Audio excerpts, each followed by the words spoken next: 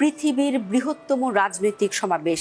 BNP দাবি করেছে জনসভায় 50 লাখ মানুষের সমাগম হয়েছে। পৃথিবীর ইতিহাসে বৃহত্তম রাজনৈতিক জনসভাটি হয়েছে 2003 সালে ইরাক যুদ্ধের বিরুদ্ধে। ইতালির রোমের সেই সমাবেশে দল মত নির্বিশেষে প্রায় 30 লাখ মানুষ যোগ দেন। তারেক রহমানের জনসভায় ঠিক কত লোক হয়েছে তা এখনো সুনির্দিষ্টভাবে বলা না গেলেও Bangladesh telecom regulatory commission BTRC জানিয়েছে তারেক রহমানের প্রত্যাবর্তন ঘিরে 1,10 লাখেরও বেশি সিম ঢাকায় প্রবেশ করেছে।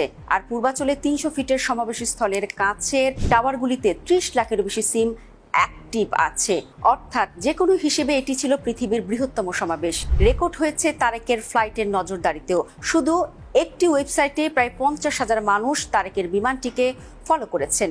অন্যান্য ফ্লাইট স্ক্যানিং সাইটেও ছিল হাজারো মানুষের ভিড়। সবাই জানতে চেয়েছেন তারেক রহমানের বিমান এখন কোথায় আছে।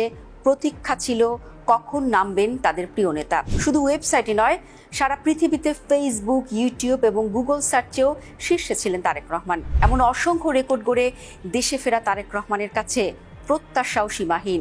এই প্রত্যাশার চাপ কি করে সামলাবেন তিনি, এটাই এখন দেখার বিষয়।